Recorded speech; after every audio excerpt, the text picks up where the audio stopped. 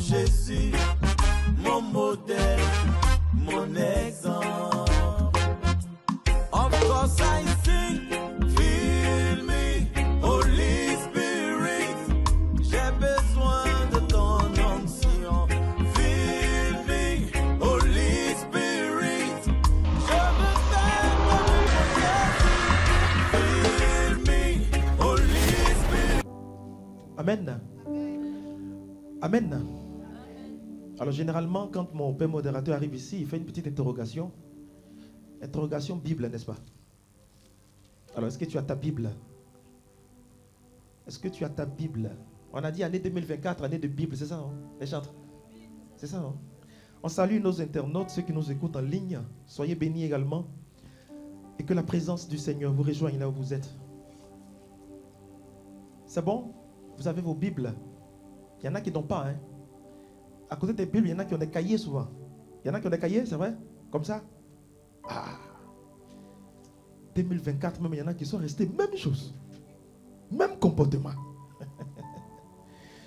Gloire à Dieu. J'ai la lourde charge ce soir de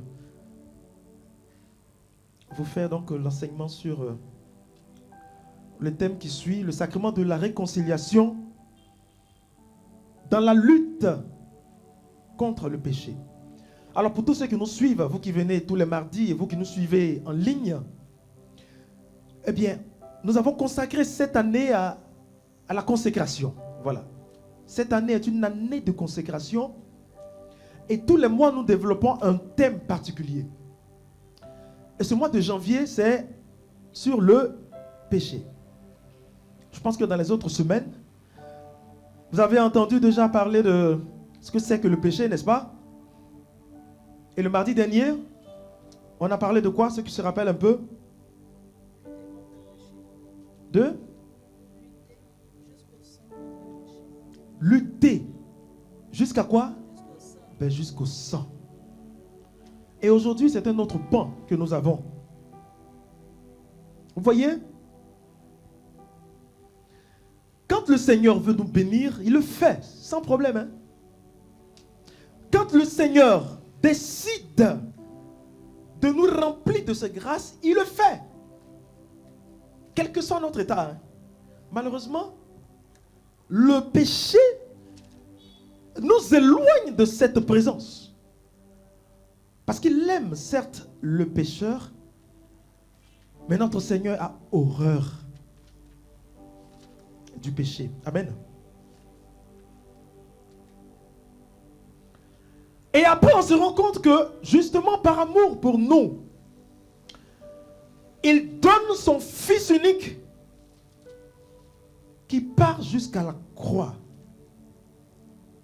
qui est l'acte manifeste de salut, car par cet acte, nous recevons le pardon de nos péchés. Amen. Et quand on parle de péché, j'aime bien cette réalité spirituelle à laquelle nous renvoie justement cela. Oui, la miséricorde de Dieu, qui n'est rien d'autre que son amour extraordinaire manifeste pour nous, pauvres pécheurs. Et ce soir donc, nous allons beaucoup parler, on va beaucoup lire la Bible. On va aussi écouter le magistère pour comprendre un peu. Hein? Et à côté de cela, nous allons déjà prendre Romains chapitre 3, verset 23. Romains chapitre 3, verset 23. On est en plein pied déjà dans notre thème, vous allez comprendre. Romains chapitre 3, verset 23. Tous ont péché. Tous ont péché. Et sont privés de la gloire de Dieu. Et tous sont privés de la gloire de Dieu. Parole du Seigneur. Amen. Tu vas reprendre s'il te plaît. Tous ont péché. Tous ont péché. Vous et moi, hein, forcément. Et ensuite? Et sont privés de la gloire de Dieu. Parce que nous avons péché, nous sommes privés de la gloire de Dieu. Bien-aimés, le thème annuel qui est basé sur la consécration te fait communier d'une chose extraordinaire. Cette chose, c'est la présence de Dieu. C'est la présence de Dieu. Et cette présence de Dieu se manifeste dans sa gloire. Amen. Et lorsque nous sommes consacrés au Seigneur, nous participons, nous rentrons dans cette relation d'intimité avec le Seigneur qui nous fait découvrir sa gloire. Raison pour laquelle, avant justement de comprendre ce que c'est que la consécration et d'entrer vivement dans son sujet, il est important de voir les contours, ce qui nous en éloigne. Et voilà justement. Et ce qui fait que nous sommes privés de la gloire de Dieu, ce n'est rien d'autre que le péché. Il faut dire péché, il ne faut pas avoir peur. Aujourd'hui, au moins, tu es appelé à dire péché comme tu veux. Hein? Donc, dis péché. Voilà. Donc, le péché déjà nous coupe. Nous coupe. Nous éloigne. Nous sort d'une réalité spirituelle qui, en principe, devait nous lier à Dieu.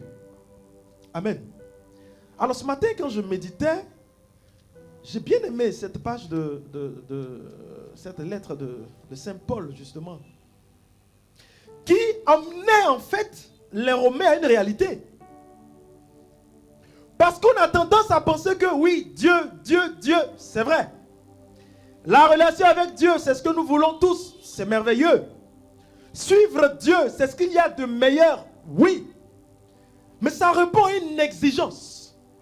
Et Paul ne manque pas de dire aux Romains là, que attention, parce que le Seigneur déjà est là et son salut est à notre portée. Mais une chose nous éloigne de ce salut, une chose nous éloigne de cette grâce. C'est le péché. Je t'ai dit de ne pas avoir peur de dire péché aujourd'hui. Donc, crie fort, péché. Si on te demande que c'est le thème d'aujourd'hui. Amen. Tous ont péché. Et parce que tous ont péché, conséquence, sont éloignés de la gloire de Dieu. Et aujourd'hui donc, l'un des moyens que l'Église met à notre disposition pour réparer, pour nous retourner, pour repartir justement dans cette relation avec Dieu qui nous consacre et qui nous rend participants à sa gloire, c'est le sacrement de la réconciliation. Amen. C'est la chose la plus extraordinaire. Hein? Une belle richesse, ce sacrement qui vivifie l'Église et qui nous rend vivants parce que le péché, lui, nous coupe de la gloire de Dieu. Amen. Qu'est-ce que le sacrement de la réconciliation? Bien-aimés, le sacrement de la réconciliation est le moyen pour obtenir le pardon de Dieu, le pardon de nos péchés commis après le baptême. Et on insiste, le magistère insiste. Vous prenez le catéchisme de l'Église catholique, vous allez voir ça là-dedans. Le magistère insiste justement sur le fait que ce pardon donc que Dieu accorde est manifeste, est fait après le baptême. Pourquoi? Parce que lorsque nous ne sommes pas baptisés, nous sommes soumis à quoi? D'abord au péché originel, depuis Adam et Ève, et à nos péchés de tous les jours. N'est-ce pas? Et qu'est-ce que le baptême nous procure? Le baptême nous efface tous ces péchés, à commencer déjà par celui de Adam et Ève, hein, du péché originel. Je ne vous apprends rien, vous êtes mieux même formés que moi parce que là, vous avez entendu ça même les semaines passées là. Si on vous dit, comment vous allez répondre en même temps comme ça? Amen. Ben oui, c'est cela. On est coupé il y a longtemps. Et Dieu, dans son amour, envoie Jésus. Et Jésus, par son sacrifice de la croix, renouvelle cette alliance avec Dieu. Ce qui était coupé là, Dieu nous donne un moyen de coller. Et le baptême, justement, qui nous fait renoncer au mal, efface notre condition de pécheur. Parce qu'on devient maintenant enfant de Dieu, fils de Dieu. Et donc, lorsque nous recevons le baptême, l'eau du baptême, au nom du Père et du Fils et du Saint-Esprit, nous sommes lavés entièrement et complètement de nos fautes. C'est fini. C'est-à-dire, en principe, dès que tu es baptisé là, tu es saint. C'est fini. À la seconde, quand l'eau de baptême touche la tête, tu es saint. Il n'y a pas péché, c'est fini. Malheureusement, nous sommes des hommes. Et notre fragilité souvent parle plus que nous. Notre fragilité souvent agit plus que nous. Et au sortir de notre baptême même, souvent même on devient... souvent même on devient... C'est plus grave quand les gens disent il n'était pas baptisé, il était comme ça. Maintenant il est baptisé. Avant il était mieux. Hein? C'est que tu as un problème toi-même. Mais c'est notre fragilité. Hein? Voilà. Notre fragilité, notre nature. Et puis on est pécheur. Et comment faire pour que celui qui vient de recevoir le baptême dans la sainteté, là, qui n'a rien, et qu'il pêche, est-ce qu'on doit le rebaptiser à nouveau? C'est comme ça, non? Maintenant, il y a des thèmes, maintenant, hein, il y a des baptisés qui sont en train de venir, tout ça. Est-ce qu'on doit le rebaptiser? Pour lui dire encore, avant-hier, tu as fait, tu es tombé, c'est pas grave. On te baptise encore. Malheureusement, le baptême, là, il est une seule fois. Amen. Et donc, on a à côté de cela le sacrement de réconciliation qui nous réconcilie avec le Seigneur. Amen. Le sacrement de réconciliation, justement, c'est cela. Le pardon des péchés commis. Et ça nous ouvre à la grâce. Parce que nous recevons de Dieu miséricorde. Ça veut dire qu'il t'aime tellement. Tu lui fais du mal, il te regarde comme ça. Et puis tu lui regardes et il dit, je me suis trompé. Il sourit et te dit, je te pardonne. Dieu pardonne, mes frères, mes soeurs, gratuitement. Dieu pardonne gratuitement les péchés. Mais ce sont uniquement les péchés de celui ou celle qui regrette sa faute et qui demande à en être délivré. Sinon, on ne pourra rien faire pour toi. Amen. On va insister sur certains thèmes ce soir. Dieu pardonne tout le temps. Toujours. Et il le fait gratuitement. À une seule condition. Sinon à deux. La première condition, il faut que tu regrettes d'abord ta faute. La seconde, il faut que tu demandes à en être délivré. Il faut que tu demandes à en être délivré. On reviendra dessus encore un peu plus loin de notre développement. Mais j'insiste beaucoup sur ces thèmes qui vont revenir. La conscience.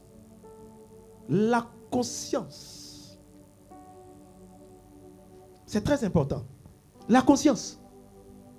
Si votre conscience est erronée, il y a problème. Si toi-même tu pêches, tu ne sais pas que toi-même tu es en train de pécher. Amen. On va revenir dessus un peu plus loin dans le développement. Alors le pénitent, celui qui vient au pied du Seigneur pour demander le sacrement de la réconciliation, reçoit donc le pardon de Dieu par l'intermédiaire d'un prêtre à qui le Christ a donné le pouvoir de remettre les péchés en son nom. Et voici toute la difficulté. Sinon, voici tout le problème que nous avons avec souvent nos frères. Voilà. Qui disent que non, on n'a pas besoin d'un homme. individu là peut pardonner les péchés. Il suffit seulement de parler à Dieu et puis ça suffit. Dieu le fait.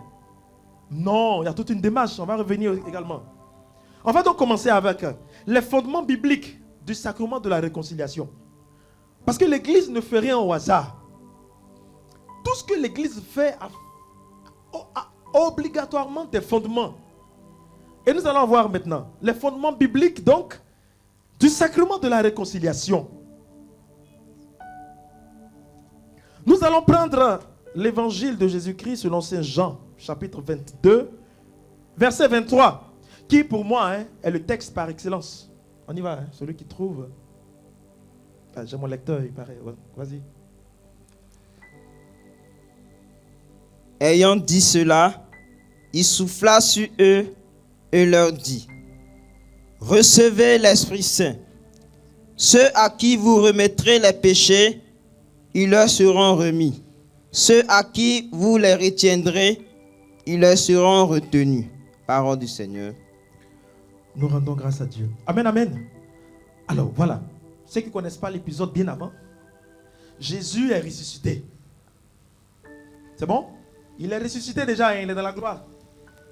Et puis, il apparaît à ses disciples. Qu'est-ce qu'il fait? Il leur souffle son esprit. Et il leur dit maintenant quelque chose. Tous ceux à qui vous remettrez les péchés, ces péchés seront remis. Amen. Amen, amen. Alors, dans le premier texte, dans le Premier Testament, dans l'Ancien Testament, donc, on a quand même aussi des textes qui apportent un bout d'éclairage sur le sacrement de la réconciliation. Nous allons prendre, vous allez comprendre, on va prendre un certain nombre de textes, et puis après nous allons commenter. Isaïe chapitre 1, verset 18. Vous allez comprendre le rôle justement du prêtre choisi, désigné par Dieu, pour aider le peuple dans sa démarche de pénitence. Nous allons prendre Isaïe chapitre 1, verset 18.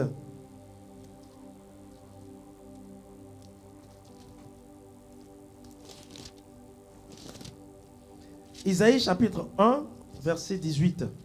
Voilà. Vous allez comprendre que... Voilà, c'est bon? Vas-y. Isaïe chapitre 1, verset 18. Allons, discutons, dit Yahvé. Quand vos péchés seraient comme l'écarlate, comme neige, ils blanchiront. Quand ils seraient rouges comme la pourpre, comme laine, ils deviendront. Parole du Seigneur. Moi, je vais prendre la version que j'ai ici. Vous allez... Verset 18. Venez et discutons, dit le Seigneur. Si vos péchés sont comme l'écarlate, ils deviendront aussi blancs que neige. S'ils sont rouges comme le vermillon, ils deviendront comme de la laine. Et je vais aller plus loin. Si vous consentez à m'obéir, les bonnes choses du pays, vous les mangerez. Alors, il s'agit simplement d'un dialogue. Et le Seigneur parle à son serviteur. Si le peuple confesse ses péchés, eh bien, leur cœur blanchira. Ça veut dire, je suis prêt en fait à leur pardonner leurs fautes à condition qu'ils les confessent. Automatiquement, il y aura donc une relation un peu plus claire entre eux et moi. Cette relation-là sera basée forcément sur la vérité d'acte. Dans l'acte, on va dire. Parce que si vous faites des choses qui sont louches et que vous demandez à ce que moi j'intervienne dans votre vie, ayez le courage de reconnaître et de les confesser afin que moi, le Seigneur, là, je puisse vous prendre en pitié. On va continuer avec Lévitique chapitre 5, verset 1 à 10. On ne va pas tout lire, mais on va lire déjà les premiers versets. Lévitique chapitre 5, verset 1 à suivant. Si quelqu'un pêche en l'un de ces cas, après avoir entendu la formule d'adjuration, il aurait dû porter témoignage, car il avait vu ou il savait, mais il n'a rien déclaré et porte le poids de sa faute. C'est ça. On continue. Ou bien, quelqu'un touche à une chose impure, quelle qu'elle soit, cadavre de bête impure, d'animal domestique impur, des bestioles impures, et à son insu, il devient impur et responsable. Ou bien, il touche à une souillure d'homme. Alors, ils sont les catégoriser au fur et à mesure. On continue. Quelle qu'elle soit, dont le contact rend impur, il ne s'en aperçoit pas, puis, venant à l'apprendre, il en devient responsable. Ou bien, un individu laisse échapper un serment défavorable ou favorable en toute matière, où un homme peut jurer inconsidérément, il ne s'en aperçoit pas, puis, venant à l'apprendre, il en devient responsable. S'il est responsable en l'un de ces cas, il aura à confesser le péché commis. Si, dans la catégorisation de ce qu'on vient de dire là, quelqu'un serait dans peut-être toutes les catégories, ou une catégorie dans ce qu'on a dit, qu'est-ce qu'il va faire? Il aura à confesser le péché commis. Il aura à confesser le péché commis. Il emmènera à Yahvé, à titre de sacrifice de réparation pour le péché commis, une femelle de petit bétail, brebis ou chèvre, en sacrifice pour le péché, et le prêtre fera sur lui... Et le prêtre fera quoi? Et le prêtre fera sur lui le rite d'expiation. Le rite d'expiation. Qui le délivrera de son péché. Qui le délivrera de son péché. Je veux que tu reviennes sur les deux derniers versets, s'il te plaît. À partir de celui qui serait fautif, là, vas-y.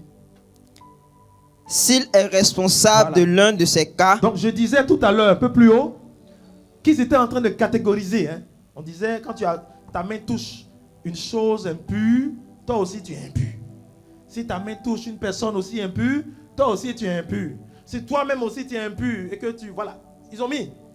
Et lorsque tu es dans l'une de ces catégories, vas-y maintenant. S'il est responsable de l'un de ces cas, si tu es responsable de tout cela là, il aura à confesser le péché commis. Tu devras confesser le péché commis. Tu ne t'arrêtes pas là. Il ne s'agira pas seulement de confesser cela. Il y a une démarche que tu dois faire. On continue. Il amènera à Yahvé à titre de sacrifice de réparation pour le péché commis. Tu dois faire des sacrifices de réparation. Tu déposes ça. Mais où? Comment tu fais ça? Oui. À titre de sacrifice de réparation pour le péché commis, une femelle de petit bétail en sacrifice pour le péché, et le prêtre fera sur lui le rite d'expiation qui le délivrera de son péché. Amen, amen. Amen, amen. Voilà. On est en Lévitique. On est en Lévitique. Et on nous dit qu'il y a une certaine démarche à suivre pour que ton péché soit expié. Et qu'est-ce qu'il faille faire?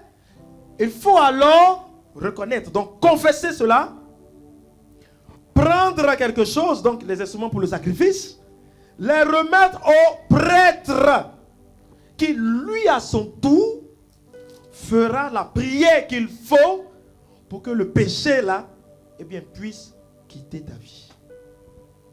Amen. Certains péchés, donc, étaient considérés comme rendant l'homme impur selon la loi de Dieu. Et on faisait appel à des prêtres pour devenir purs. C'était clair. Et tant que tu n'as pas fait cela, eh bien, tu es considéré comme un pécheur. Et en Israël, tu n'avais même plus le droit de mettre le pied dans la synagogue parce que tu étais considéré comme impur.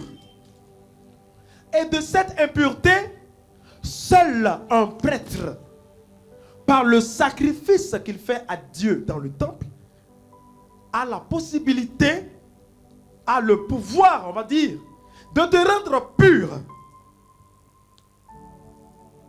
Voilà. Et ça a influencé les Juifs, même au temps de Jésus. Vous allez comprendre Luc chapitre 5, verset 13 à 14, lorsque Jésus guérit, je crois, l'aveugle ou le lépreux. Tu as trouvé? Vas-y.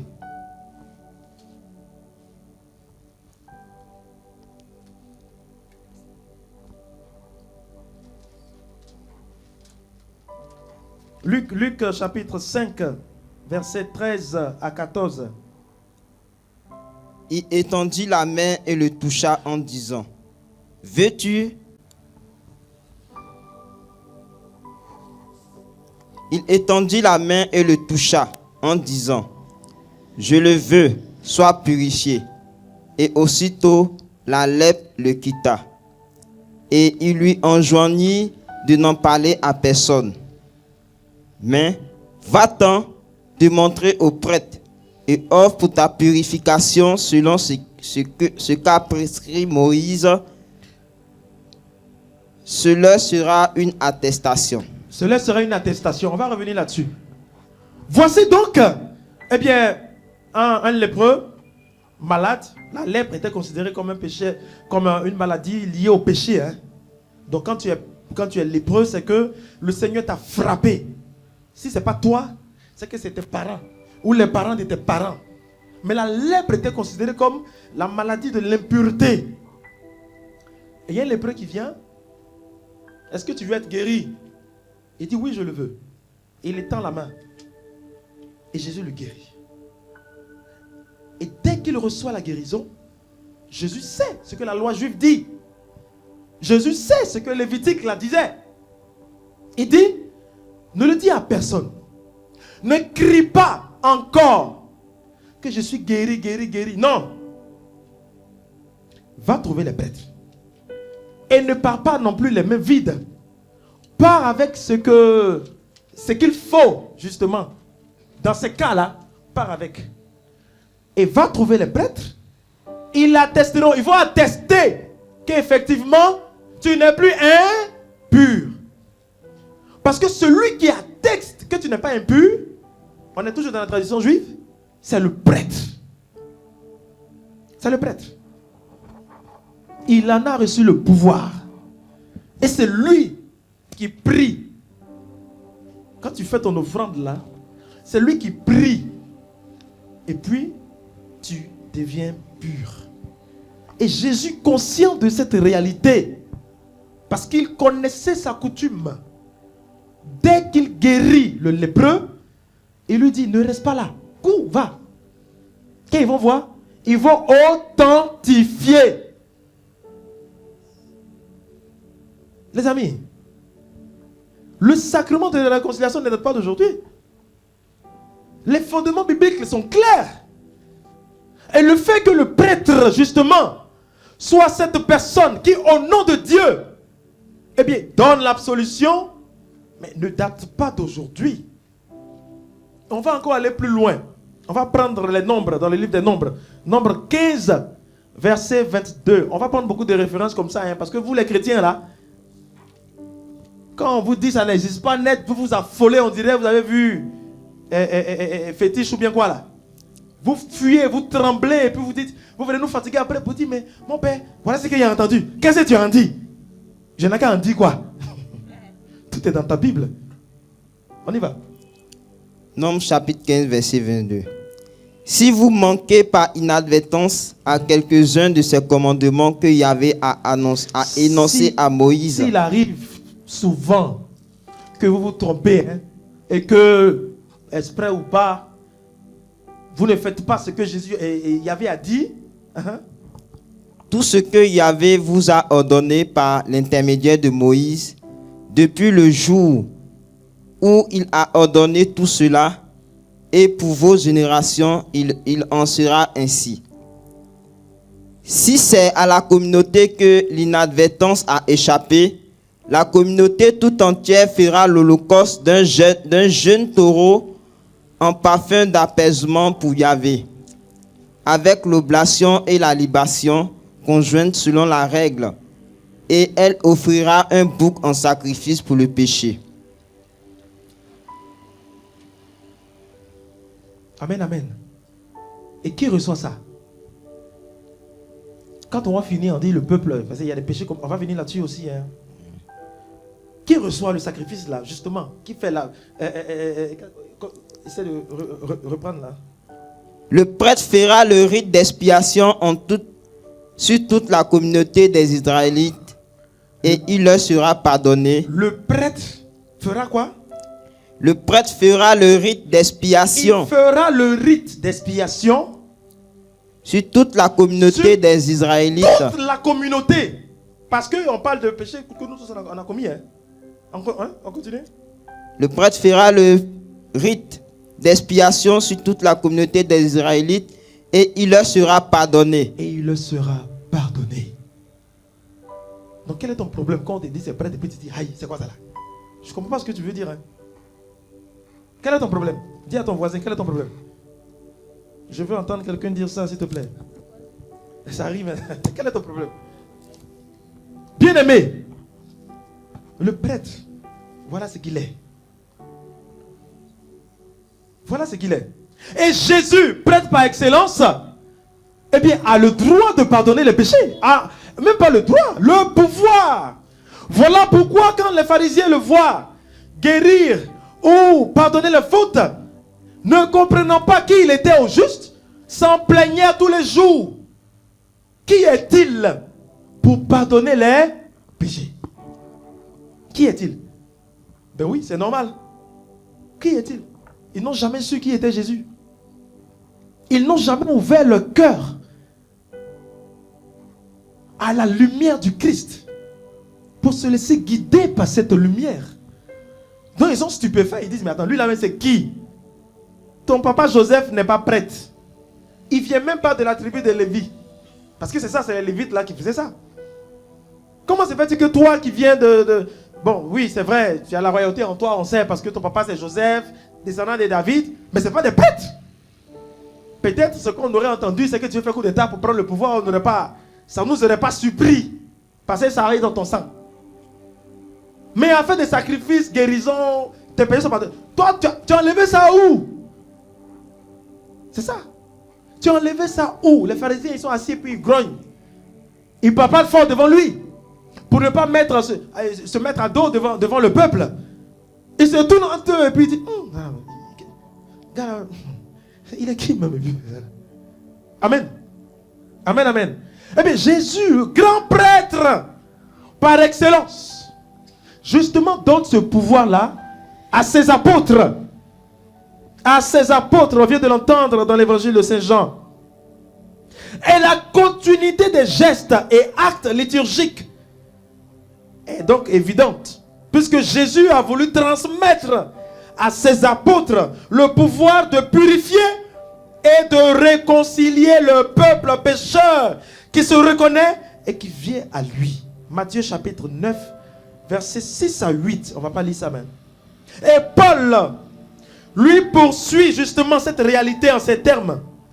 Que la réconciliation est indispensable dans la vie de la communauté. Parce qu'une communauté qui n'est pas réconciliée avec Dieu, avec elle-même et avec Dieu, ne peut pas prétendre justement en avoir la présence du Seigneur continuellement. Pour Paul, il y a un problème. Parce que pour qu'une communauté soit sanctifiée, il faut que les cœurs de ceux qui appartiennent à cette communauté soient sanctifiés.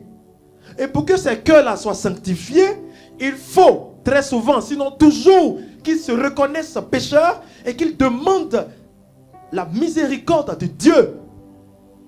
Qu'ils le demandent vraiment. Et c'est cela justement.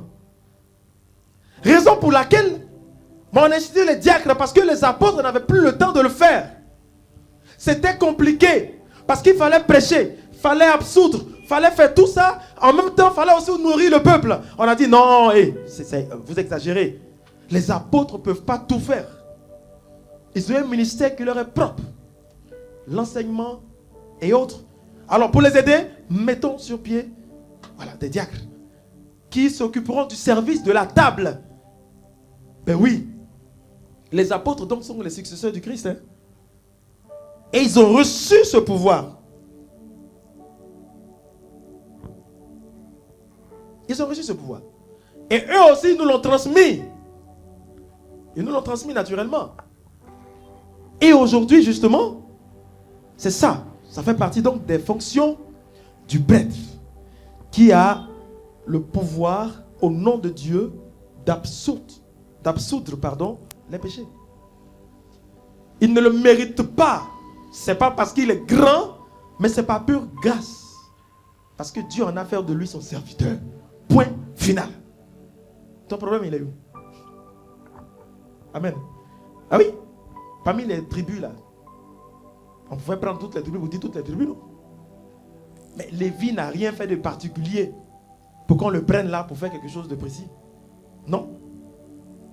On a dit non, c'est lui. C'est les Lévites, c'est lui, la Lévi, là, et ses descendants. C'est eux que Dieu a choisi pour être prêtres, pour faire le sacrifice du peuple Israël. Pourquoi, comment, quand, je ne sais pas. Ben, c'est la même chose. Ainsi donc, voici comment a été instituée la réconciliation. Et l'Église en a connu 3 formes. L'Église en a connu 3 formes. La première forme, c'est la confession publique en assemblée. Là, on n'a rien créé parce que ça existait déjà en Israël. Quand tu commets un péché en Israël, tu viens devant tout le monde, toute la communauté juive. Et puis tu cries devant tout le monde, et puis tu dis ton péché. Amen. Si c'était comme ça maintenant là, ah, c'était dangereux, hein. Ton péché là. Mais c'est ça. L'épisode de la femme, on a voulu lapider là. C'est ça là. Après avoir été jugée publiquement, après avoir su que cette femme-là a commis l'adultère, elle a trompé son mari, tout le peuple, ils sont venus, ils sont prêts. On a dit, bon, maintenant qu'elle a avoué là, il faut maintenant qu'on la punisse. C'est ça, non? Ils ont pris Pierre et tous. Boum. Et puis il y a un avant de l'abbaye qui a dit, attends. Il y a un qui s'est fait appeler grand prêtre là, il devait comprendre ça. On attend, il n'a qu'à dire oui. Il n'a qu'à donner son ok. C'est ça, non? Il n'a qu'à faire le mouvement. Amen. Comment? Et puis on va... tu es dans la révélation.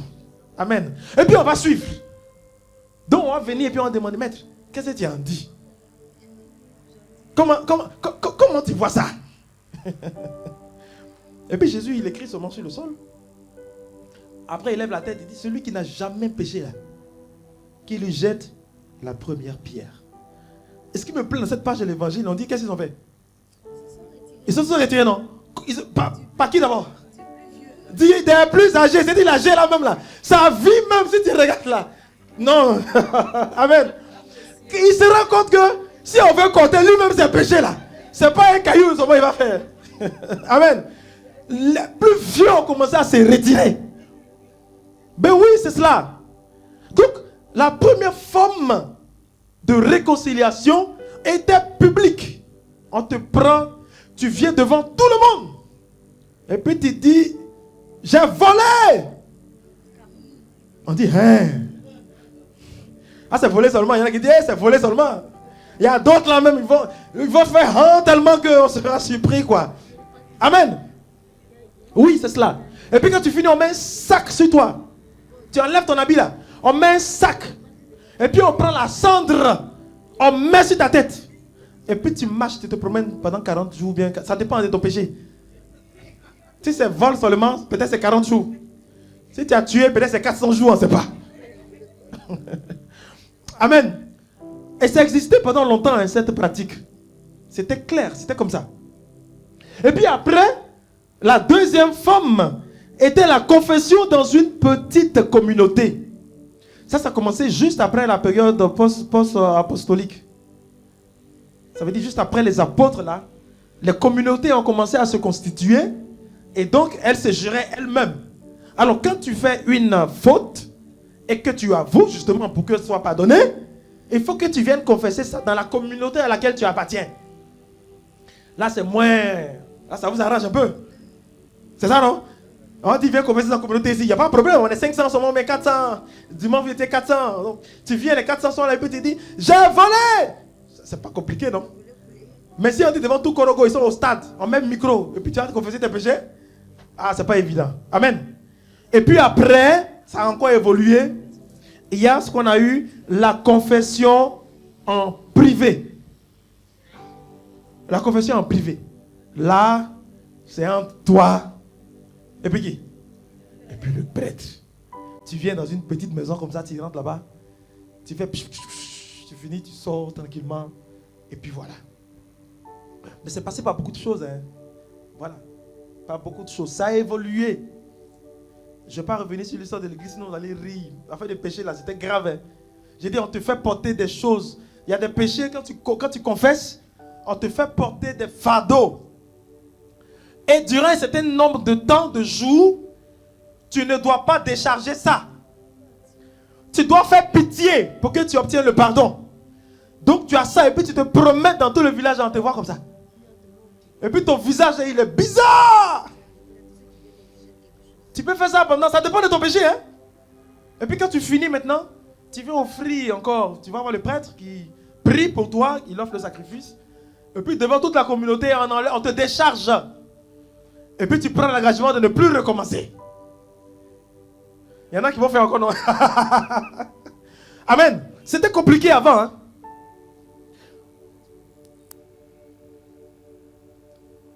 À une étape de l'église, 12e, 15e siècle, là c'était autre chose. Là, en fonction de ton péché aussi, on te dit, écoute, pour que tu obtiennes le pardon, il faut que tu marches de Korogo jusqu'au sanctuaire Maria à Isia.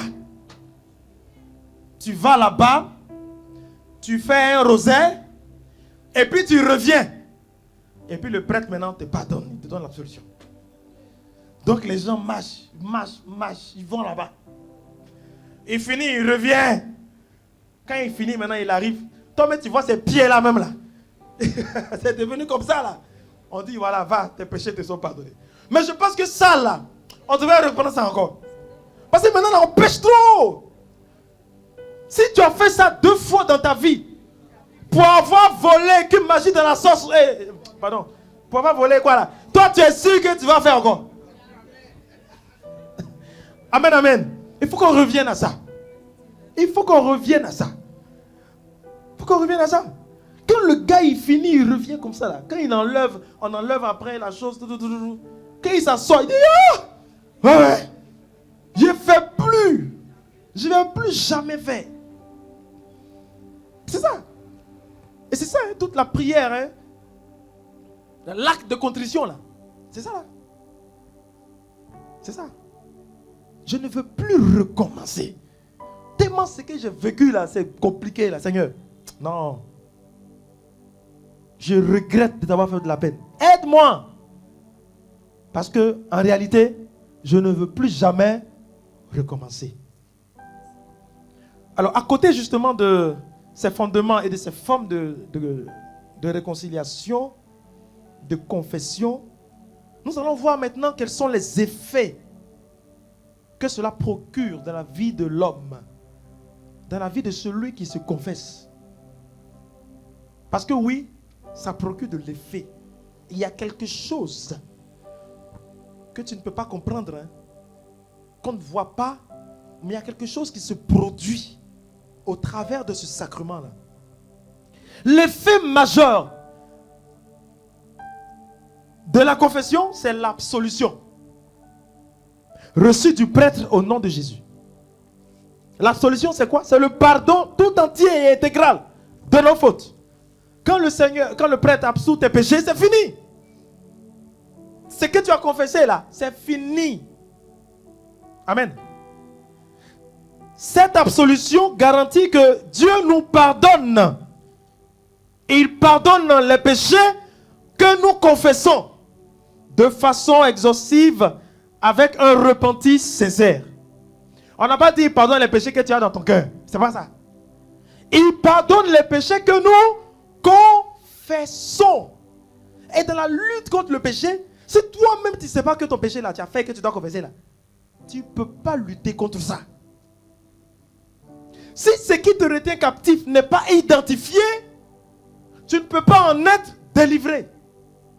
Les médecins ne disent-ils pas que lorsque le mal est connu, est su, il est guéri? C'est pas ça? Bon, médecin, hein? Il y en a, tu vas là-bas, il n'y a jamais rien. Jusqu'à quand tu te rends compte, tu es déjà mort. Quand tu te rends compte que tu es mort, tu pleures parce que tu es mort. C'est pas ça, c'est pas eux là. Non. Bien-aimé, Dieu pardonne les péchés que nous confessons. Et Padre Pio, c'était son ministère ça. Padre Pio, tu viens te confesser chez lui, tu lui dis, Seigneur, pardonne-moi parce que j'ai péché. D'accord? J'ai fait ça, j'ai fait ça, j'ai fait ça. Il sait très bien qu'il est allé chercher peut-être la femme de la voisine. Hein? Il a conscience de cela. Il a ça en mémoire. Mais comme c'est gênant là, il va finir de dire, j'ai volé, j'ai triché, j'ai insulté. Seigneur, j'ai fini. Pardonne-moi pour le péché que j'ai oublié. Pas de peu dire, tu n'as pas oublié. Il y a un péché que tu as oublié. Les heures que Padre Pio faisait en confession, c'était ça. Son fils spirituel, l'un de ses fils, il avait beaucoup. Il est venu se confesser. Et puis il a fini. Il y a un péché, il a fait là. Son papa lui a demandé de faire quelque chose, il n'a pas fait. Et puis il n'a pas dit. Et puis il finit, j'ai fini. Il dit, tu es sûr? Il dit, j'ai fini. Il dit, tu n'as pas fini. Réfléchis. Et si tu m'énerves et puis je te dis ce que tu as fait là même, ça sera plus grave. Ah non, c'est-à-dire que, voilà que, voilà. Il y a un riche Italien qui est venu se confesser chez Padre Pio. Un riche Italien, très généreux. Il est venu se confesser chez Padre Pio. Il finit de faire la confession. Voilà. Pardonnez-moi pour les péchés que j'ai oubliés. Il dit, tu n'as pas oublié. Il y a un péché que tu as en mémoire. Tu l'as dans ton cœur. Mais comme c'est gênant, ça te gêne, tu refuses de le dire au Seigneur. Mais si toi-même qui as commis la faute, ça te gêne. Et celui à qui tu as fait le mal, là même Dieu, là, lui va faire comment? Il a compris alors que c'était important. Les amis, Dieu pardonne les péchés que nous confessons. On va à la confession et puis on joue avec Dieu. Tu connais ton péché. Hein? Et puis tu te vas là-bas, tu dis, Seigneur, je me rappelle, j'étais encore très petit. Et puis je me confessais. J'ai dit, j'ai volé. Mais je ne peux pas dire, j'ai volé comme ça. J'ai dit, Seigneur, je regrette parce que j'ai pris des choses à l'insu de mon grand frère qui ne m'a pas... Le prêtre m'a dit, tu as volé. J'ai dit, mon père, c'est ça. Mon père, je n'ai pas dit souvent la vérité parce que... Il dit, hé, tu as menti. J'ai dit, j'ai menti. Il n'était pas dans les détails. Et quand on fait confession, c'est ça, on justifie. Non, confession, c'est grave, hein? Mon père, le jour là, non. Pour dire au Seigneur seulement, j'ai insulté ou j'ai mal parlé par exemple, tu vas dire, Seigneur, ce jour là, j'étais vraiment énervé. Aïe. J'ai dit, je revenais du boulot, mon père. Et puis les enfants, ils ont tendance à t'énerver. J'ai dit, ils ont tendance à te fatiguer quand tu rentres du boulot. Donc, je rentrais du boulot. Et puis, il y a une parole. Tout ça, là, c'est pour dire après que non, voilà ce que j'ai fait. Ou bien pour dire que j'ai commis l'adultère. Tu vois, on dit non, mon père, ma femme, là, depuis cet temps, je ne la reconnais plus, mon père. Elle a tendance à ne plus être à la maison. Quand j'arrive à la maison, elle est froide. Je l'ai interpellée déjà 2 fois. Elle ne m'a pas écouté. Je lui ai dit que j'allais m'énerver. Elle dit, elle s'en fout. Je l'ai menacée. J'ai dit, Colette, elle n'a rien fait. Et puis bon, je passais là. Et puis, c'était pas trop ma faute parce que j'étais trop énervé ce jour-là. Elle m'a énervé à la maison. Et puis, je suis tombé. J'ai glissé. Tu as glissé comment? Tu as marché, tu as glissé sur quoi? Tu as péché, j'ai fait. J'ai commis adultère. J'ai cherché femme qui n'est pas ma femme. C'est ça que le Seigneur attend de toi. Il y a un prêtre qui arrive dans une région où, je crois que c'est glissé là, non, je pense. C'était glissé dans le thème. C'était le mot, dans la région là. Quand on veut, on dit on est infidèle, on vient puis on dit, j'ai glissé. Je dis que c'était une région terrible. Donc le jeune prêtre, il arrive, tout le monde glisse. Les gens viennent à la confession, j'ai glissé. Il dit, la prochaine fois, fais attention, que le Seigneur te pardonne. Le maire est venu. Mon père, j'ai glissé. Il dit, non, c'était la femme du maire d'abord qui a glissé. Elle vient, mon père, j'ai glissé. Il dit, vraiment, que le Seigneur, voilà. Le maire lui-même, il arrive. Il dit, mon père, j'ai glissé. Il dit, mais monsieur le maire, il faut arranger vos voix. Tout le monde glisse ici. Hein. Ta femme a glissé la dernière fois ici. Mais c'est gâté. Oui, parce qu'on joue avec Dieu. On n'est pas clair dans nos affaires. On dit, Dieu pardonne ceux qui se confessent, qui reconnaissent qu'ils ont péché. Le père, c'est pas que glisser là, ça veut dire que tu as trompé ta femme.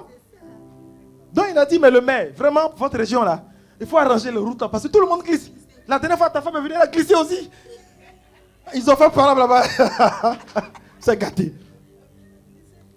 Bien-aimé, c'est tellement important, car Dieu nous pardonne nos fautes lorsque nous les confessons de façon exhaustive, avec un repentir sincère. Il y en a qui viennent te voir à la confession qui te parlent, c'est la personne qui n'a pas péché. C'est-à-dire que le gars, il est dans une démarche de pénitence, hein.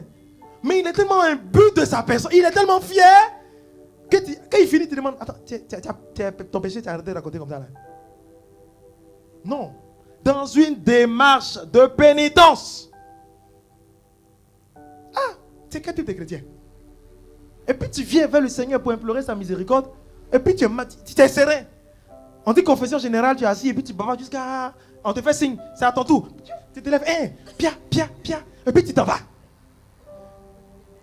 Qui es-tu, chrétien?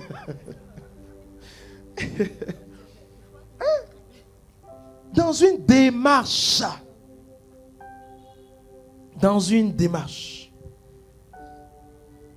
Bien-aimé, on fait mal au Seigneur. Hein? Nous sommes donc par cet acte réconciliés avec le Christ et avec l'Église. J'aimerais qu'on lise ça. 2 Corinthiens chapitre 5, verset 18. Le Christ, justement, par sa mort et sa résurrection, nous réconcilie avec Dieu. Il rétablit ce que le péché a coupé. On y va.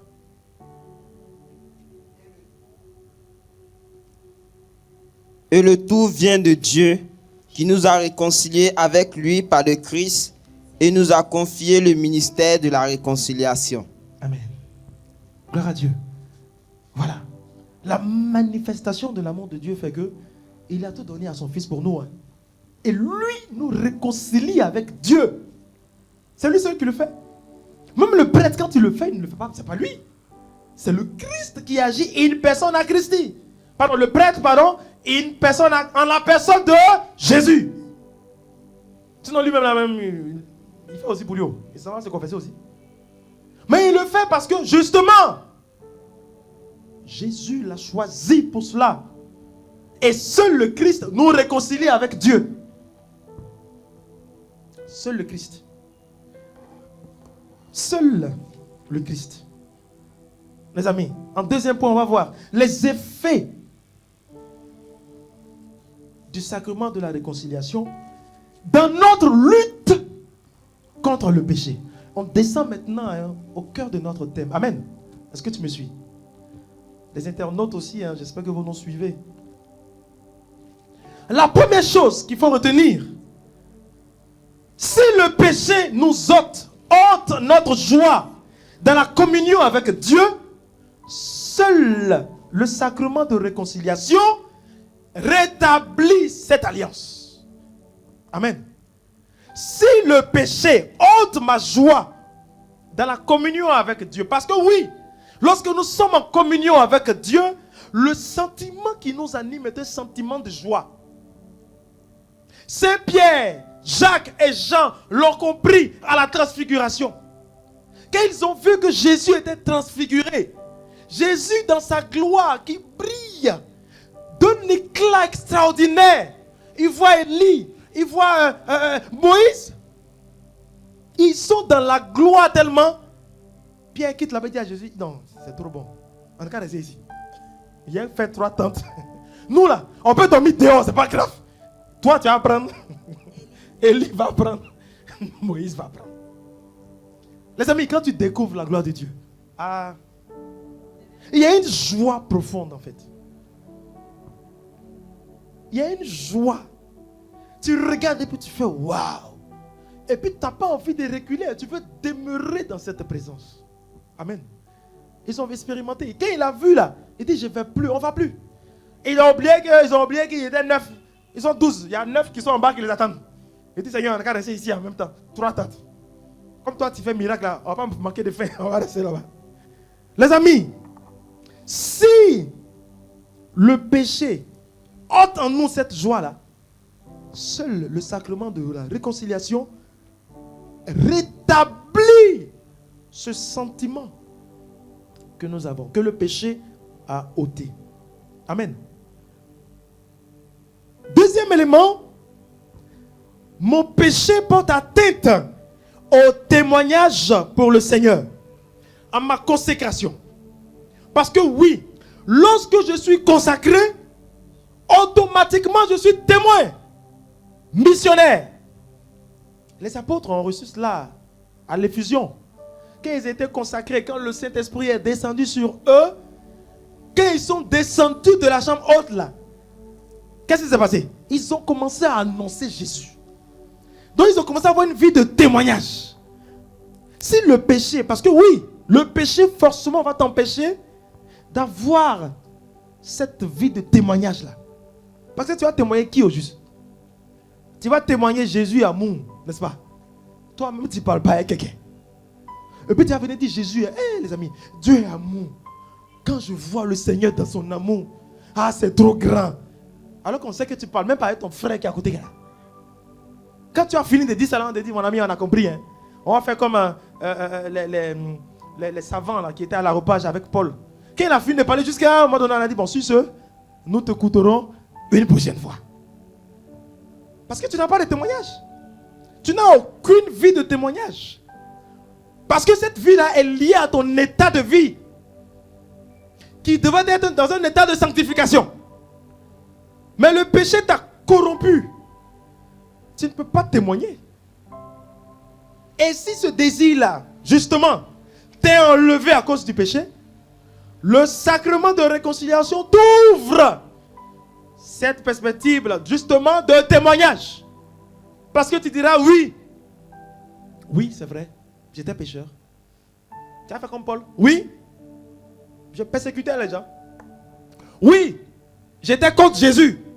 Oui, c'est moi qui ai pris c'est moi qui ai fait les stratégies pour tuer les chrétiens. Oui, mais j'ai confessé mon péché. Dieu m'a pardonné. Ma vie a changé. Je deviens une autre personne. Parce que oui, tu l'as été. Oui, et puis quoi? J'étais chercheur de femmes avant. Et puis quoi? Dieu m'a pardonné. Ma vie a changé. Mon témoignage est authentique. Parce que quand je parle, on va dire, hey, lui là. Mais non. Parce que dans l'agir, on sait que voilà comment il est aujourd'hui. Et puis tu prêches, tu dis, voici ce que j'étais avant. Mais Dieu m'a pardonné. Il m'a relevé de mes chutes. Et aujourd'hui, je proclame son nom. Je proclame ses merveilles. Je suis devant vous, debout. Et puis on allait, puis on applaudit, dit, Jésus est fort, hein? Et puis toi-même, tes 2 pieds, ta tête, tes mains, tout ça là sont dans le péché. Amen, amen. 3e élément. La lutte vitale contre le péché est individuelle et personnelle. Oui. Il y en a qui pensent que on pêche en groupe. Donc, quand c'est commencé en groupe. Amen. Tu vas à la confession. Hein? Je n'ai pas voulu partir. Hein? Bon, allons. Amen. Hey, c'est individuel. Hein? Et je continue. L'essentiel de notre combat est le combat contre le péché. Et le péché que tu commets là, ce n'est pas un péché pour tout le monde. C'est toi qui commets ton péché. Donc ta démarche doit être personnelle et sincère. Ta démarche doit être personnelle et sincère. Parce que notre vie est un perpétuel combat. Un chrétien qui ne combat pas, peut pas se consacrer au Seigneur, pour bénéficier de sa gloire et y demeurer, pour atteindre les 7 demeures de l'esprit, Sainte Thérèse d'Avila nous le disait, elle parle de 7 demeures. Donc pour atteindre en haut là-bas, l'union à Dieu là, c'est fait de combat. Il faut de l'endurance. Saint Paul dit, nous tous on court. Hein. On a un but. Tu cours, tu vois ton frère, tu dis, bon ami, courage. Mais toi, si tu cours, hein, tu vas le prendre. Hein. Et cette démarche de réconciliation, tu nies à celui qui t'appelle. Parce que Jésus qui t'appelle veut te consacrer. Et parce qu'il veut te consacrer, il sait très bien que la consécration là, pour y arriver, il faut que tu mènes, il faut que tu fasses des efforts. Il faut que tu mènes des combats. Le premier combat là, c'est le péché. Et comme il sait ça, il met à ta disposition le sacrement de réconciliation. Pour qu'en fréquentant ce sacrement, tu ouvres ton cœur à la voie de la consécration. Parce que la consécration, justement, ça vient au bout des efforts. Et de plusieurs efforts. Le Seigneur te couronne. Il y en a qui ne font jamais d'efforts dans la vie. Quand il est pas le père, mon père hier fait comment? C'est dans la vie là. C'est de pleurer seulement. Il n'y a aucun effort en fait. Personnel, individuel. On attend toujours l'autre. Mon père prie pour moi. Mon frère prie. Tu dors, toi-même tu as dormi, toi seul tu as rêvé. Et puis tu viens me dire, mon père j'ai rêvé. J'étais là quand tu as rêvé là. Tu ne peux pas t'asseoir quand tu te réveilles et te dire, Seigneur, je brise ce que j'ai vu là. Je lis ça. J'ai vu dans mon rêve là qu'on m'a dit qu'il y a tel qui veut attaquer. Seigneur, je te prie maintenant, je lis au nom de Jésus. Tu vas courir ici, venir en communauté. Frère Hassan, Berger Hassan, j'ai dit ce qui s'est passé. Et puis tu es en sueur comme ça. Il dit, calme-toi. Il y a quoi? Il dit, non, non. On veut me tuer? Il y a quoi? Il dit, non, j'ai rêvé. Il va te demander maintenant, bon, d'accord. Qu'est-ce que tu as fait quand tu es arrivé? Je pourrais faire quoi? À cause de c'est venu chez toi, hein? Dis, je vais t'entendre. Qui es-tu même? Qui es-tu? Mets-toi à genoux. Prie d'abord. Et ensuite, va vers les autres. Prie d'abord. Il faut qu'il y ait justement un effort personnel. On fait les prières, on vous dit, on a des paroles de connaissance. Maintenant, même moi, il ne dit plus même, c'est bon comme ça. Parce que tu vas prophétiser pour dire, hey, Dieu a un plan pour toi. Voilà ce que Dieu fait pour toi. Tu es assis, tu dis, amen, ton esprit là, c'est lâche comme ça. Et puis tu es assis, hein. Tu fais aucun effort. Et puis tu t'assois, tu dis, moi-même, on a dit que j'allais devenir grand. Mais, je suis là comme ça. On dirait, tu vas rester ici. Tu vas rester. Parce que justement, quand la grâce t'est donnée, il faut que toi, personnellement, tu fasses des efforts. Que toi-même, tu appréhendes cela. Et que tu dis, je vais en faire la mienne. Je prends, non? Et puis je fais tout pour que cela se réalise. Et puis on te décourage, tu dis, je m'en fous. On fait comme ça, je m'en fous. Tu as ton but. Quand tu atteins, tu dis, Seigneur, je suis à toi. Mais toi, on t'a dit ça, tu as dit amen, amen, tu es allé où? Et puis après, il y a un qui ose revenir vers l'homme de Dieu. Modé, tu m'avais dit que ça là, vraiment. Depuis là, il ne voit pas où. Tu ne vas rien voir. Tu ne vois rien. Bon, 2 jours, on ne peut pas te voir rien maintenant. Amen, amen. Tu ne vois pas. Ben, c'est normal. Parce que tu t'es figé sur le minimum. Mon frère, ma soeur, pars au-delà.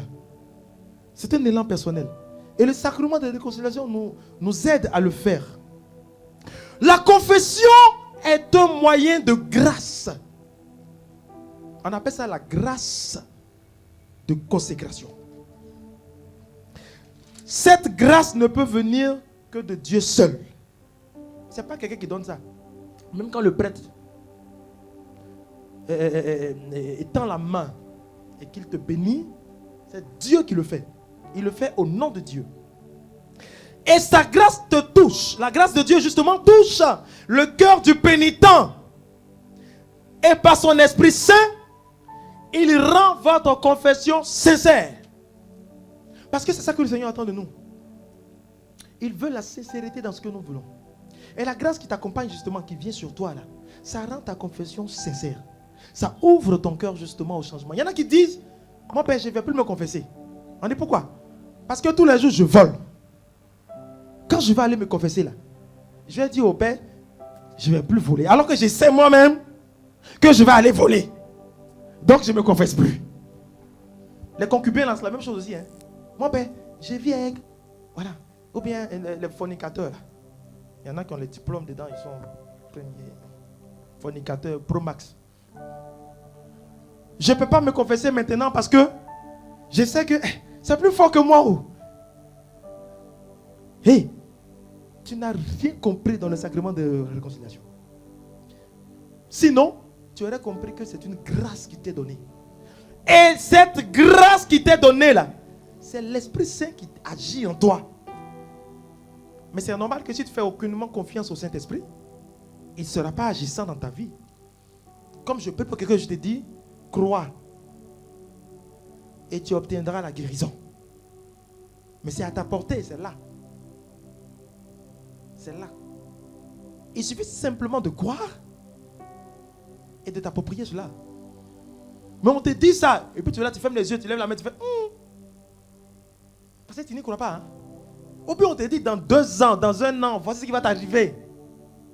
Travail, tu cherches, tu ne gagnes pas là. L'année prochaine, tu vas voir. Tu ne vas pas t'approprier pour dire Seigneur, je m'approprie. Non. Quand on a dit 1 an, dans 1 an, il n'y a pas de problème. Tu rentres à la maison, tu regardes ton calendrier là. Le séminaire là, c'était quand? C'était 18 janvier. Tu mets 18 janvier. Tu mets accolade comme ça. Donc tu vas chômer jusqu'à, tu te dis, au plus tard, 18 février net. Il faut que ça tombe dedans. C'est ça, c'est l'auto gagnant. Il faut que ça tombe. Et ça ne tombe pas, ça devient compliqué. Non mais attends, je ne suis pas dans ma grâce. Non, qu'est-ce que le Seigneur m'a dit? Hé, la grâce, ce n'est rien d'autre que le Saint-Esprit qui vient en toi. Et le Saint-Esprit nous fait des choses extraordinaires. Extraordinaires. Paul était persécuteur. Il s'est repenti. Il a dit, Seigneur, ta grâce là, ça me suffit. La grâce est venue. Il a changé. Zachée, voleur, escroc. Il est sur comment? Et puis il descend, il voit Jésus. Il dit, non, à partir de maintenant, Seigneur. Non, je me confesse. J'ai fait comme ça, j'ai fait comme ça, j'ai fait comme ça. Jésus dit, waouh. Reçois-la. Toi aussi, tu es fils d'Abraham. Il a changé. Marie-Madeleine, qui vient, qui a connu tous les hommes de Galilée là.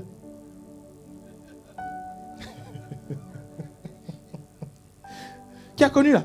Elle vient même, parfum. Quand elle a mis son parfum là, elle a mis pied de Jésus là. Il vient pas aussi. Et si lui il sait même ce qui, il sait même ce qui se passe même. Elle finit, elle prend ses cheveux. Elle le suit. Elle s'effraie. Oh! Jésus dit, hé, non, vous ne savez pas. Quand je suis arrivé, tu m'as fait ça, tu m'as vu ici. Non. Et puis il prie d'amour. Elle pleure. Quand elle sort de là, elle a changé. Si toi-même ton problème, tu ne veux pas changer, là, pourquoi tu vas accuser Dieu pour dire que toujours quand je pêche là, moi-même là, je ne sais pas ce qui m'arrive. Mais hey, tu es un menteur. Il y a quelque chose qui ne va pas chez toi. Parce que la grâce de Dieu qui devrait te suffire, devrait justement te permettre de tenir dans le combat. Et ça peut arriver, tu dois tomber. Relève-toi, cours, va encore. Seigneur, j'avais dit que j'allais le faire. Je n'ai pas eu la force, pardon. Aide-moi. Je ne veux plus recommencer. Et puis tu retournes, tu fais ces efforts-là. Mais tu t'assois, tu dis, comme je suis habitué. Bon, je sais qu'est-ce qu'il fait là. Tu ne t'es pas confessé. Parce que il n'y a aucune démarche de rédemption.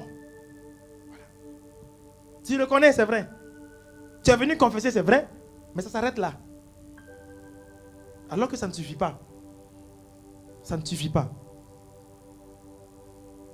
Mes frères, mes soeurs, la conscience du péché nous aide justement à savoir que seul le sacrement de la réconciliation peut nous unir à Dieu. La conscience et la connaissance du péché. Oui, parce que de nos jours aussi, on ne sait plus ce qui est péché. Hein. Les médias nous font croire tellement de choses que ce qui est péché, qui n'est pas normal là, c'est ça qui devient normal aujourd'hui. C'est-à-dire que le péché est tellement bizarre que le péché maintenant devient légitime. On a légitimé le péché. On a légitimé le péché. Notre vie de sanctification a tellement pris un coup que péché même pour nous-mêmes n'est rien. C'est rien. Ma nièce, en classe de 5e, rentre un jour de la maison en pleurs. Elle pleure. Qu'est-ce qui se passe? Elle ne peut pas parler, elle pleure. J'insiste, qu'est-ce qui se passe? On se moque de moi à l'école. Pourquoi? Parce que j'ai dit à mes camarades, on est tenté de causer, j'ai dit je ne connais pas garçon. On dit, ah, toi, hé, mais toi tu as foutu quoi? Mais c'est que tu es foutu. Ah! Et puis tu vis, et puis tu restes, et puis tu restes. Yo! La petite fille, et puis elle pleure. Donc moi, d'abord ça me choque, et puis je ris. Hey! L'école de maintenant, elle est gâtée. Hein? Je lui dis quoi là? La société nous a pervertis à tel point que ce qui est normal là, c'est plus normal aujourd'hui. C'est plus normal. Ce qui n'est pas normal là, c'est ça qui est normal. En science, on dit le garçon de 14 ans, 15 ans, c'est normal qu'il se la masturbation, c'est normal. C'est un processus naturel de l'évolution de l'homme. Et puis on dit, hein, le petit qui entend ça, il va venir se confesser, il va dire, mon père, il ne me suis pas suivi. C'est normal. Voilà les médias. La prostitution, on n'en parle pas. Maintenant même, c'est sugar daddy, sugar mami. Maintenant, il y a sugar papi, tout ça. Et puis, c'est normal. C'est normal. La pureté avant le mariage. Non, ça n'existe plus. Jusqu'à le gars te dit, ah donc celle-là, je veux vraiment la marier. Je veux faire un cheminement avec elle. Parce que je sens que ma vie là, c'est comme ça. On dit, ah Dieu aussi, tu n'as pas goûté là, c'est pas évident, hein? Il faut voir si le fruit est mûr. Et puis on dit, c'est normal. Tu vas dire à tes parents, ah maman, je te présente ma cheminante. Elle te prend à côté, viens ici. Bon, c'est bien, mais c'est comment tu l'as testé? L'homme a un testeur. Tu l'as testé? Parce que moi là, je vais enfin. Hein? Tu vas dire, non maman, quand même. Non, écoute maman, on est en cheminement, on va après le mariage. Hey! Je ne suis pas dans tes conneries là. Hein? Si tu as fait, viens ton va faire au village, deuxième, tu vas voir. Et puis ça paraît normal. On n'a plus la connaissance du péché. La conscience du péché également n'existe plus. Parce que notre monde est en train d'être... C'est-à-dire que... Non, c'est grave en fait. Et on est dedans nous aussi, chrétiens. Nous qui sommes des consacrés là. On se laisse dedans comme ça. On se laisse là-dedans et puis bon voilà. On ne peut pas réagir pour dire ça suffit. Il faut que tu te réveilles s'il te plaît. Dans ton combat qui doit te mener à la vie de consécration, il faut que tu apprennes véritablement à fuir le péché. Quand tu vois le péché là, il faut courir à côté. Quand tu vois le péché, il faut te mettre loin. Mais en même temps, ça peut arriver. Ça peut arriver. Tu peux tomber. Amen. Ça peut arriver. Hein? Effectivement, tu peux tomber. Mais quand tu tomberas là, relève-toi. Parce que le Seigneur te permet de le rencontrer directement au travers du sacrement de la réconciliation. Où le prêtre, son prêtre, t'impose les mains et absout tes péchés. Mais pour cela, il faut deux choses. Il faut que tu reconnaisses d'abord que tu as péché. Il faut que tu te lèves et que tu fasses cette démarche-là de pénitence dans l'intention de ne plus recommencer. Que le Seigneur vous bénisse justement dans cette année de consécration, qu'il vous ouvre au sacrement de la réconciliation. C'est plein de grâce. Et qu'il vous aide justement à comprendre que seule la grâce de Dieu là nous permet de ne pas tomber. Sinon nos propres forces là, on est tombé déjà, on est couché. Et implorer, invoquer la grâce de Dieu de notre vie, afin que le péché ne soit pas notre entrave. Non. Pourquoi? Parce que l'amour de Dieu est si grand qu'il nous pardonne même nos péchés les plus terribles. Il suffit simplement que notre amour et notre cœur lui soient tous donnés et que nous nous rendions compte que c'est lui seul qui nous accorde cela. Bien-aimé, voici le message que j'ai pour toi ce soir. Et je suis sûr d'une chose, 2024 sera effectivement pour toi une année de consécration. Je suis sûr et certain, le Dieu que je prie ne ment jamais. Il ne ment jamais parce qu'il est éternel. Il est plus grand que tous les dieux. Et il est prêt à te consacrer. Il n'attend que ça. Il n'attend que tu te consacres à lui. Mais le péché t'en empêche, c'est normal. Parce que le péché te coupe de lui. Et ce soir, je veux que tu te mettes debout. Et je veux que tu fasses ce pas de repentance. Et si tu es baptisé, les jours à venir, il faut que tu accèdes justement à ce sacrement si riche, plein de sens, afin d'ouvrir ton cœur à la grâce de la consécration. Amen. J'ai besoin